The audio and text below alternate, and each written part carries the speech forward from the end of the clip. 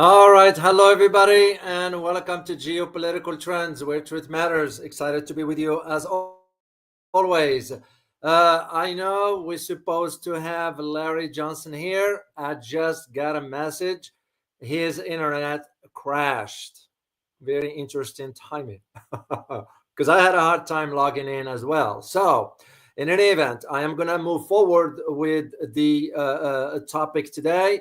I'll share my own information that I collected over the last 24 hours, and I will reschedule that with Larry for another day. So, apologies to the community. And I know Larry was kind enough yesterday when I emailed him, responded immediately, and he said, I'll be happy to do it.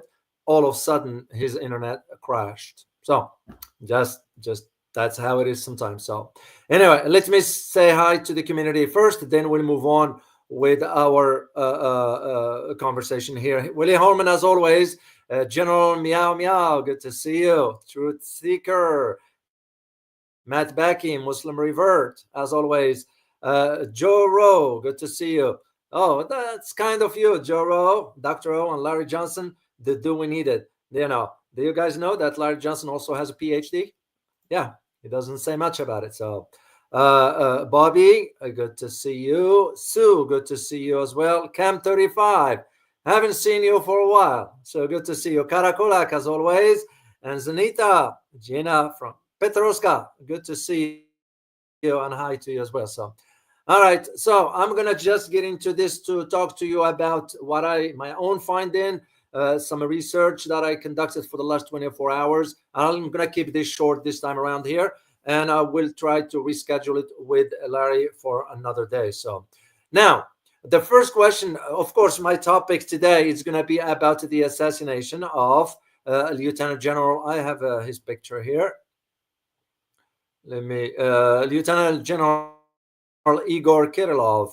Here's his picture here, right here. So we all know it happens on Tuesday and Wednesday. It happened via none other than a scooter. Yeah, so it was one of those dirty bombs that was put in a scooter and right in the apartment or the building where he was. And that's to me raises serious questions. Here is the first question I will tell you is, who was aware of the whereabouts of the general? As a former military myself, when I used to work around those kind of circles, the movements of a general are usually classified. Simple as that. So how the heck did they know he was going to be in that location? This is no different than what happened, for example, with the late Hezbollah Secretary Hassan Nasrallah. How did he know it might be a coincidence, but for a Russian general, especially for this guy, Lieutenant General, not this guy, Lieutenant General Kirikov, because he was the head of the chemical, biological, and nuclear forces in Russia. So a very, very sensitive position. And that's where the question is, how did they know about his location? So that's, to me, just doesn't hold up. Of course, and as I said, he was the head of the radiation, biological, and chemical defense forces. And this residential block where the device was hidden in a scooter makes you just wonder, was there a coordination between foreign elements? Okay. Second thing is, even though Ukraine, their service, the equivalence, their secret service secret service, that's called the SBU, they claimed unofficially that they were behind it. I won't buy that. I won't buy it, because they won't have the capabilities to be inside. That's why I'm like, okay, we can't jump to conclusions that it was the Ukrainians who did it. No. Even though the Russians just arrested Uzbeki nationals. Yeah, he was just arrested this morning, as a matter of fact, and I just found out about it. So the Uzbeki national who allegedly planted a scooter bomb that killed Lieutenant General. That doesn't mean he was just probably used for that objective. They didn't even know, or he wasn't even told what the target is. So, but the idea of an Uzbeki national being used, you can see the because they still, I used to go through Uzbekistan, spent some time over there and so forth. The resentments against the Russians still, they persist in some locations, not in the entire country. So the possibility is there. So when FSB, the intelligence service or the Federal Security Service in Russia, sort of confirmed or published statements indicating that the Uzbek national 29-year-old has confessed to having been recruited by Ukrainian security services. Yeah, the possibility is there. I'm not saying otherwise. But the key question we ought to ask is how the explosive or whatever was used made its way inside Russia. It's because for me, the idea of the equivalency of what was used, it was about like equivalency of 300 grams of TNT. Yeah, it's enough to cause damage, serious one. But how would you get such a highly explosive material inside a country, let alone Russia? So, on the other hand, we're gonna also put a big question mark on Russia itself, because this is a big blow to Russia, because it happened in Moscow. If it was around the borders, that's a different story. If it was in some war zone, that's a different story. But inside Russia, and that's where the questions, many questions have sort of came forward as to, are there hidden hand behind this? When I say hidden hand, I'm referring to foreign intelligence services. Two that comes to mind. Can you guys type in the chat box, who do you believe there's two intelligence services that came to mind could possibly play a role into this? Let me just check the chat box for your answer. And again, I am basing this in my own experience, the trends that I've seen over decades. Karakulak, you got it. Yeah, that's it is what Karakulak put, and I'm gonna just put it on the screen for you. So yeah, because it's too it's too, when you think about an op like this, it is too, for a country like this. And remember, FSB, or even back then the KGB, the West understands fully how sort of good KGB entity was, and still now the FSB to a degree. But something like this happening inside Russia, let alone inside Moscow, it's very, very, very problematic. And that put forth the question is, is Russia vulnerable? Because that's very, very, to me, it becomes very concerning as to what is now Russia's going to do. What could we expect from this targeting of this lieutenant general? It's a high-ranking officer. Not that doesn't mean any live. If it was a captain or whatever, still the loss of life in a military establishment inside Russia, it will be very significant. The optics of it. So, and this is what begs the question as to who's behind this assassination. Of course, the Ukrainians are saying, well, because the Igor has been sentenced in absentia in Ukraine, that because he committed some used chemical or some stuff like that. Well, there is more than meet the eyes regarding this.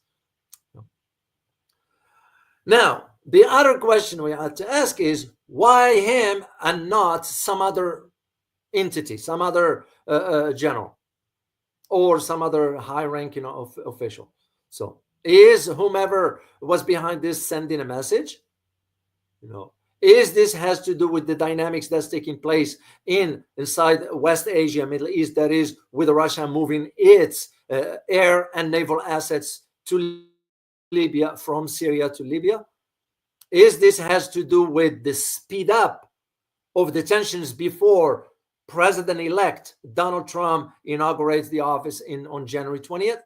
Is this has to do also with the tensions in Europe? All those are questions that we ought to put in perspective in understanding where this is going. So what will Russia do? So, and this is where the idea of the reaction of Russia moving forward. Now, it is my belief that the Russian president, if he doesn't react right now to this and swiftly, it's just gonna. There are already some saying, is he too weak or is he just calculating? And there is a third option. Is he just waiting till Donald Trump inaugurates the office? Then there will be some sort of a path for negotiations regarding the Ukraine conflict. No. What do you guys think? Should Russia respond? This is with the assumption that it was indeed Ukraine that conducted the op. Let me see your answer here in the chat box. And if Russia responds, what kind of response, in your opinion, should John Smith, you're saying calculating and waiting. I tend to agree with that. I tend to agree with that approach because it makes more sense to negotiate peace than engage in war. And we all know how this will turn out if there is an all-out war. No winners in a war like this, let alone what it's going to be involved in. So, and this is where the idea of how Russia is going to react. Well, first of all, they have to conclusively determine that it was indeed Ukraine. Again, for me personally, I don't buy it. I don't buy what Ukraine are saying. So, Rafael, once again, appreciate you, man, and appreciate your support. Watching Putin talking this morning, something is not whole. We do not fire warning shots in a battlefield. Talking about duel is nonsense. They got a point there. What do you guys think of Rafael's statement? I see your point, because till when? How long can Russia be patient? To me personally, if I were an advisor, I would advise otherwise. And sometimes you have to meet fire with fire. Of course, after giving warning to civilians, to evac, get out. Simple as that. So, and that's to me where the concerns. So Rafael has a point into that. Till when? The same argument some have been making about, for example, China. But again, it is different, guys, when we react emotionally versus being strategically calculating as far as the moves, because those moves are of strategic importance. It will have a long-term impact into that's to me how it's going to be. Except in this case with the Russian president, the Russian people might end up turning on him if he doesn't respond swiftly. It's hard to tell. Very, very, very, very delicate situation as we speak. And this is why the idea of that's why the assassination in itself, some sort of send the shockwaves around the world, because nobody saw this coming, but they expected it. As I said, let alone inside Moscow. Very, very, very the optics of it. So, and that's why many will be asking, who is behind this attack? Was it a rogue state, actor that is, a terrorist organization, or something more sinister for that matter? Because we ought to think in these terms. So, and this is why when you try to analyze something like this, you have to examine at least the motives of behind it, and also explore the possible suspects, because it has an implication. Now, the reaction of Russia will have an implication one way or another. So, is this what the West wants? Is this to keep pushing Russia to the corner, or corner Russia for that matter? So, yeah, there more and more will be debated about these aspects of it. So, now, according to the investigation, and I had a chance to read the whatever was published by the FSB through the TASS, which is a Russian news outlet. I had a chance to read, and I'll put the link for you guys later on so you can read. The explosive device was allegedly detonated by a mobile phone, in other words, remotely through a signal. So, and the mobile phone communications, all now, what the Russians are going to have to do now? They have to investigate the entire region as far as the communications, because they have to understand, of course, which type of communication was used in a neighborhood or is used in a neighborhood. How do the neighborhood access, for example, internet? Then you're going to have to find out, was there any sort of military grade communication devices that exist in that region? Because all this will give you an idea as to really who might be behind this element. I still have my own sort of, not a conclusive, but my own assessment is that there are foreign hands behind this as far as the tech aspects of it. Some military devices were used for something like this, let alone the nature of the type of bombs that was used that cannot be just assembled internally, especially if you have a foreign national who's going to be conducting the targeting, that is. So it's so the Uzbeki individual who was arrested, a 29-year-old. Again, he could be just was in the wrong place at the wrong time, was used because it's easy to recruit. And if he confessed that the Ukrainians have sort of recruited him, again, I just don't buy it. I don't buy it. So my big concern now, the one that I see, the big concern that I see, if Russia decide to retaliate aggressively, in other words, we're talking about flattening, let's say, Kiev. Yeah, flatten it completely. What will be the reaction of the West? Can the West do anything? On the other hand, there are those who will say, who cares what the West think? And what can they do? Why? Because maybe the capabilities of Russia, especially with the missile outreach, it will be, the West will have to think twice. And when you look at exactly what's going on right now in Europe, Olaf Scholz already lost confidence. France, by the way, Macron is done for. I think I just got a word this morning. There's the new guy. I'm going to need to look him up and read up a little bit on him. Canada, the dictator Trudeau, lost the confidence of the parliament. So Europe is on, especially in Europe, we can't talk about our neighbor to the north, but Europe is on no possession to the, even in Dutch, Netherlands, that is. There is now turmoil inside the government. So with all this, I am not thinking in terms of how it's gonna, Europe will be in a position to even respond in case Russia decides to go forward and flatten Kiev after giving warning to civilians to evac, because that will be the right thing to do. So, Rafael, once again, thank you, man. You wrote, I am not as smart as you. No. Don't ever say that, Rafael. We all are smart in our own way. No, don't. I refuse to accept that, Rafael. We all are smart. Khrushchev was replaced by Brezhnev because, just like Putin, Russia lost faith in the decision-making. They thought he was weak. Yeah, I do remember the years of Brezhnev, Leonid Brezhnev.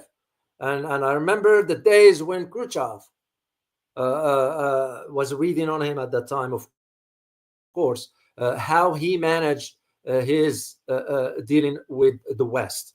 So there is that logical arguments can be made regarding, and this is why I believe, once again, Rafael, thank you so much. Just to go to my point here, once again, I am thinking in terms of will the Russian people turn on Putin? Because if they do, of course, that's what the West wants. But of course, if that happened, that means Putin allowed that to happen by not being decisive. And there is nothing worse for a leader if he or she is not being decisive. You make a decision and you move with it. So before, it was like the existence of Western weapons introduced into Ukraine. Then the attack on, for example, the bridge near Crimea. Then now you have the attacks inside Moscow, the delivery of ATACMS systems. And I mean, till when? Till when the Russian president is going to say, we're done. Forget about negotiations, forget about. The only thing is the consequences of that decision, because Russia has the means to flatten Ukraine. But again, are the civilians, it's going to be and it's not right. I don't believe in that. And I believe, should that decision is made in the Kremlin, they will at least have the courtesy to warn civilians to leave. That's I don't know how it's going to happen. I don't know. All I know is that even a Russian people, patience is going to run out. So the government have to have a level head, which is normal. That's what you expect from. But to what degree? When you start seeing attacks inside Moscow. So now there are those who've argued the possibility of Putin being calculating the time till Donald Trump inaugurate the office. There is that possibility there. There is that logical argument. Why? Because Trump has already mentioned that he wants to put an end to this war. Well, because if you think about it, who has a say over what's going on in Ukraine or Europe? Is the United States. So, and I don't see how the comedian President Zelensky is going to challenge Trump on this, because Trump can turn on him in no time. It'll make life very miserable. So to Putin's calculations is, it might be better. Be patient a little bit more so we can achieve negotiations, a settlement through negotiations. Because after all, here is the thing. People in Ukraine are of Russian descent. They're all Russians. So think about it. So there is that possibility. But on the other hand, and this is why I believe this push by the Biden administration regarding, we don't say Biden because Biden doesn't know day from night. He's not going to know. Biden may not even was aware of this was taking place, or even now. So that the man is done for. He's gone.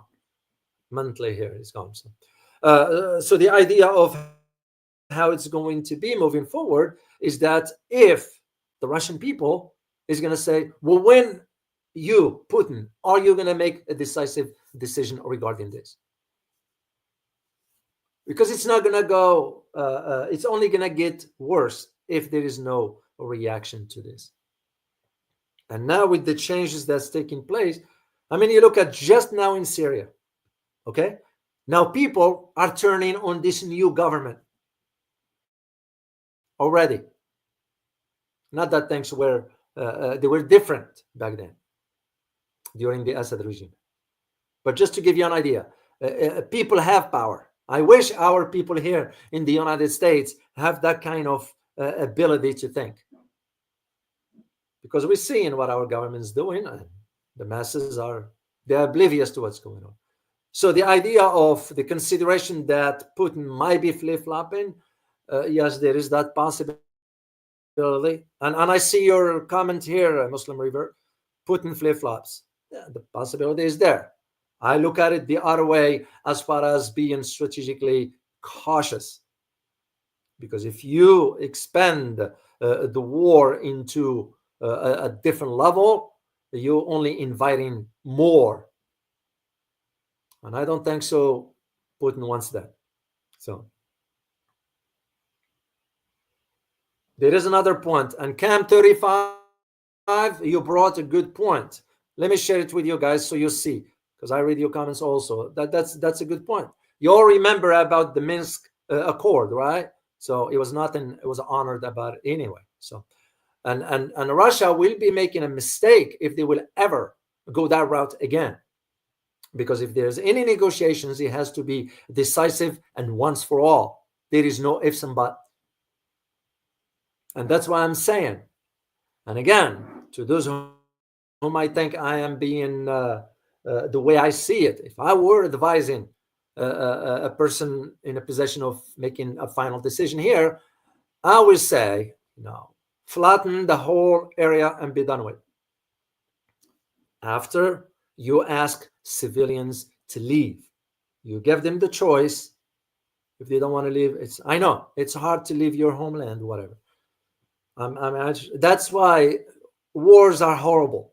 People have no idea about the impact. Excuse me.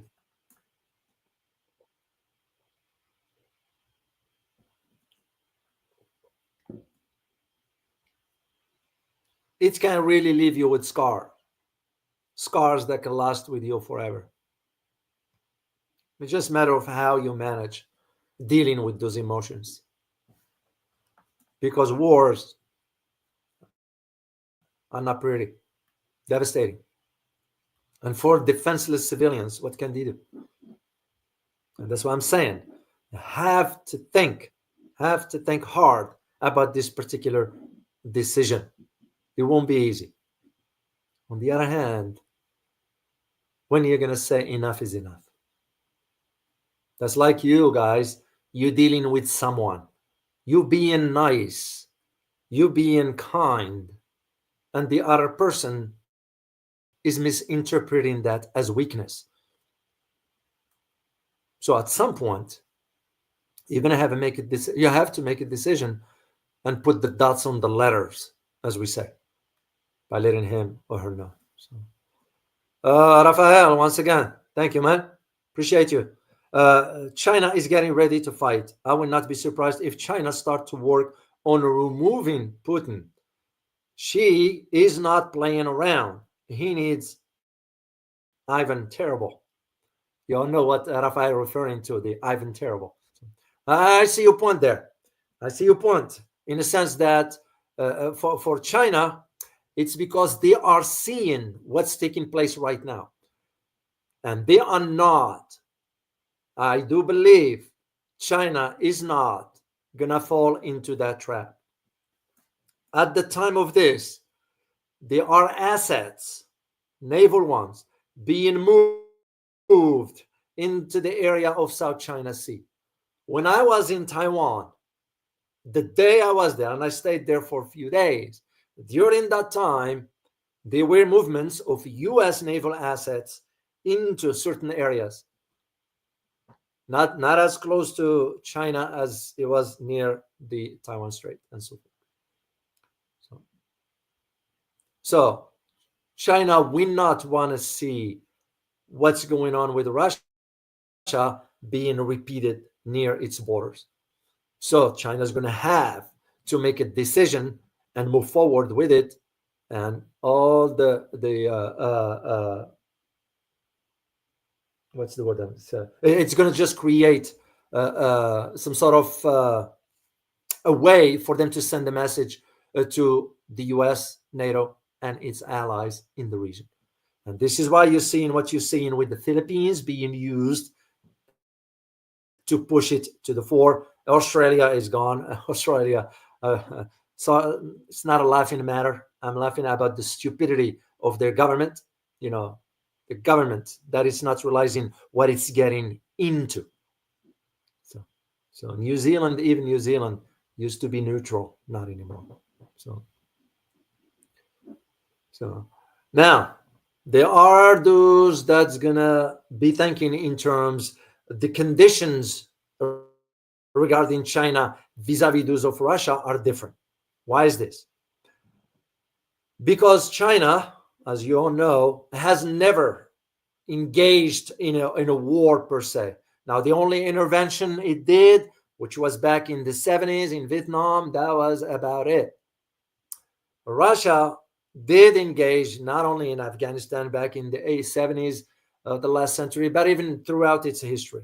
So there is some differences there. And usually history tends to give you an idea as to how a country might behave moving forward. So, and this is the same argument I can make about the thinking in the West today as far as creating tensions for Russia in the hope of fragmenting the Russian Federation and so forth. No empire before was able to conquer the Soviet Union or the Russian Empire throughout history. Go as far as the World War II. No, we weren't able to do so. And this is why we have to, I can't stress this enough, guys, for you to know. Always in these matters of geopolitical decisions, the need has always been more important to think of the strategic interest long term. Because we all know it. When you get upset, you tend to react, right? We all do it. Unless you really learn how to control yourself, because sometimes it ain't worth it. Ain't worth it. So, Rafael, once again, appreciate you, man. Unlike Putin, China is about to call all relations with the US. They are prepared to cut all financial deals with the US. They are getting ready. I tend to agree with you on this. Look no further. That's what China's chips industry is today. Look no further than China's aviation, especially with the C909 and C919, I believe. I was hoping to fly on one when I was in China, but didn't happen. So I asked. They said, no, we're going to be flying an Airbus. I asked them what type plane at the time. Now, so to make a point, and look no further than the expansion of its naval assets. By 2030, China expects to have about 460 warships ready to go. So yeah, makes perfect sense. As an analyst, you tend to think in terms of what is this for? If it's not preparing for something major. So you got a point there, Rafael. What do you guys think? Is Rafael spot on this or not? So I'd like to have your feedback as well. And all this, of course, is tied to one issue and one issue only, Taiwan. And this is why I am hoping that their reunification will happen peacefully. So I'm hoping that's what will happen, because it's just going to be a game changer should a conflict erupt. But at the same time, the regional countries that decide to get involved, they're going to get burned. Because the US, we are not logistically not in a position to go that far to fight China over there. We won't even make it over there. Yeah, we have some assets. As a matter of fact, even the missiles that we had in Philippines are still there. They have not been removed. So why are we having missiles in Philippines? Or why the Philippines is allowing missiles on its soil? Because the country is sovereign. When you are a sovereign, you have to decide. It's no different than I make the same arguments about Germany. Why will Germany allow a 30,000 plus US troops on its soil? Why South Korea? Why Japan? And soon to be Australia. Yeah. So it's we have to think of it in these terms. And I don't see the one in the Far East theater moving into that sort of intensity, if I may use the term, because logistically it will be a nightmare for us. Second thing is we are not prepared to fight a well-established army or military that is like the one of China. So, because if China gets involved, so is North Korea, so is Russia. Mark my word on that. So the idea of now how Russia, just to go back to our topic here, how it's going to react to this, it remains to be seen. I haven't seen any signs yet as to whether whether Russia is going to retaliate aggressively or figure out another way of dealing with this, because that is a big blow, taking out a high-ranking general inside Moscow. Soon you're going to have to take someone inside the Kremlin. Yeah, that's how bad the optics of it. And I yeah, it just concerns me a great deal. But as far as the China, just to go back to Raphael's point, in China's, because China has seen the trends for the last 30 years. And during those last 30 years, been investing domestically and preparing itself to move forward. So that is where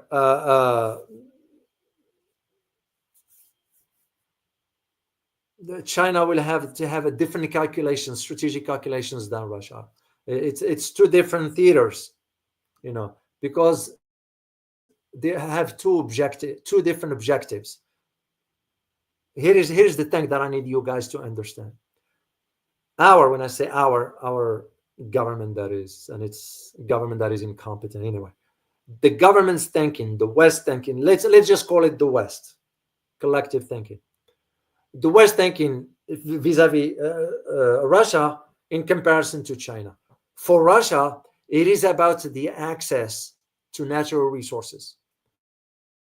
For China, it is about limiting or reducing or preventing its progress in the economic sphere. So two separate objectives. That's why we will approach each one differently, that is. And that's why I don't see the problems, the tensions in the Far East will be anything comparable to the ones we are witnessing now in the Ukraine theater. So that's where I see the difference. So I do not know, guys. I wish I have an answer for you as to what Russia is going to do now, but I just don't see.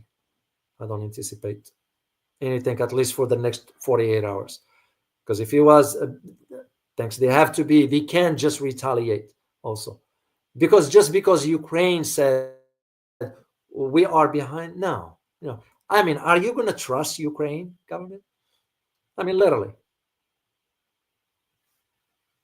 So, in any event, so this is what I had to share with you guys. On a separate note, I want to let you know I am going to do.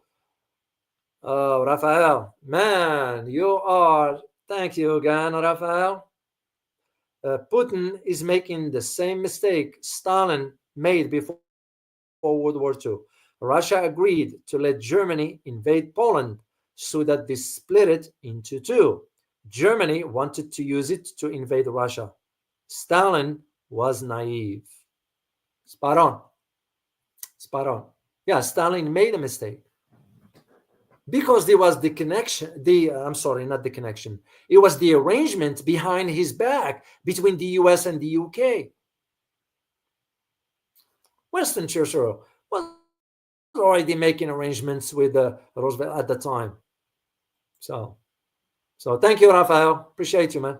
Yeah, and this is what, again, just Raphael is right. You're going to have to me, those statements by Raphael triggers the thinking into to what degree, if I am to put myself as a Russian citizen, for example, I will start to question, okay, is Putin's going to protect the country?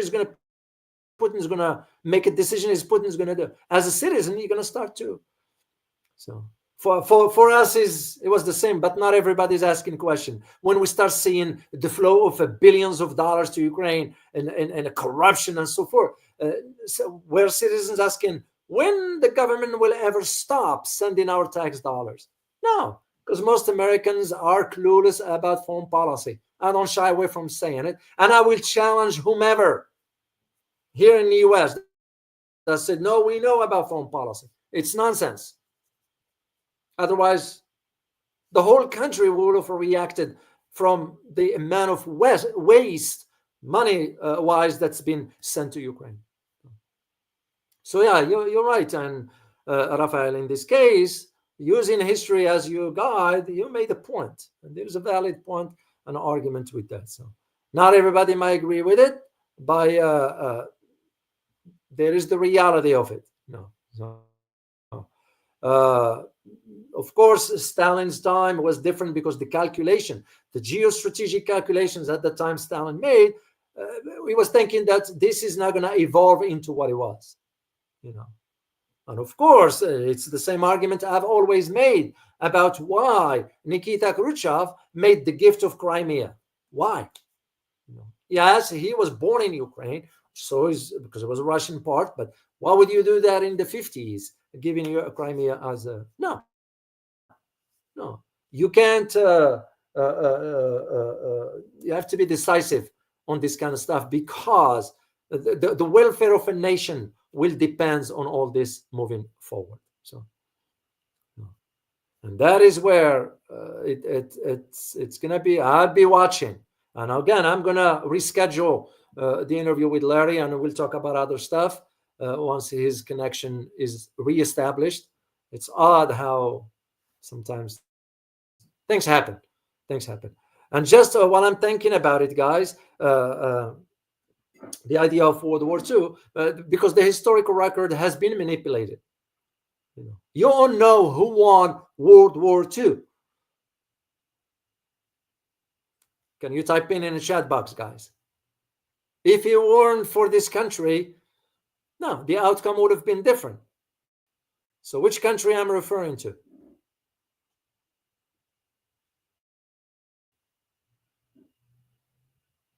Ali Stalokin, you're right. USSR. Karakolak, you're right. Dan Clark, you're right. A.F. Gordon, right. Rafael, you're no, not Rafael. It was Russia. Daniela, you were right. YT, right. Yeah, it was Soviet Union. When I went to Poland, I went to a cemetery. I think I remember sharing a clip with you guys when I was in a cemetery and all the Russian tombs with no names because they couldn't identify the names. There were some have names because they knew who they were, but all of them in a Russian flag, right there on Poland soil. That's how much the city at that time, it was in Mayów, to those who are familiar with Poland. That's how much they honor the Russian soldiers because they liberated them from the Nazi Germany. So we altered the history of World War II and we became the victorious because, if the US didn't get in, the World War II would have ended up. No, we get in because the Soviet Union went in first. That's how the history is. And when I was way back also, when I was in Warsaw, I went to the old town of Warsaw to see and ask some locals there about, some elderly there about the old history of and this, yeah, if it weren't for the Russians, of course, the Soviets at that time didn't get in right away, because there are some details you have to put into context to understand. But overall, if it weren't for the Russians, the US would have not gotten into. But we had changed the history, and so we teaching students that World War II was won by the United States. It wasn't. So that is where the difference, and just the as in geopolitics, you're gonna have to think in terms of also whether a country is gonna engage and allocate its resources into a military conflict or not. Now, you can draw a conclusion or a comparison, if you will, between Russia and China, and you will be able to reach that conclusion yourself. You will see in the case of China versus that of Russia. Will China commit its resources to a military fight? Will Russia commit its military assets to a military fight? So that will give you an idea. All right, guys, I'm going to stop right here. And once again, Rafael, I can't thank you enough. Daniela, I want to say thank you for your super sticker. Truly appreciate you for that. And yeah, Rafael, you put in some really ideas that will make people think, because we need to think. We just need to think about this. So I thank you for that. Truly appreciate you for that. So, and just guys, to let you know before I wrap up, if this is your first time, please hit the like button and subscribe, because remember, I'd like to reach 100,000 subscriber by the end of this year. If you can help me out with this, I would greatly appreciate it. You can ask your friends or whomever, loved ones, to subscribe to my channel. I will be grateful to you for that. So I'm going to be recording 2 or 3 videos for you, because I'm going to take off someday. I'm going to take off. You won't see me online for a few days, but I want to record some videos for you. And yes, I will ask my editor to remove the soundtrack. I'm glad you guys voiced your opinion. Your feedback matters to me. Your opinion matters to me. That's why we are in this community. We're learning from each other. I can't do it by myself, guys, without your help, assistance, and even feedback, guidance. And I hear your advice, and some of you send me comments, and Dr. O, just one advice for this, and I listen to this and I follow this. So I'm very grateful to you for that. So I always believe only someone who cares will give you on advice. So I'm very grateful. I want you to know. So please hit the like button, share this video with others, and I will look forward to seeing you next time. I will be talking to you before the end of the year, of course. I'm still gonna do my conversation with Kalza. I am still gonna invite Dr. Ross Stewart for the conversation, for our monthly conversation. I'm gonna bring him here to answer some of your health questions. You know, he knows a great deal about Parkinson's disease. If you only know what's going on with Parkinson's in this country. So anyway, we'll have Dr. Stewart here answer some of your questions.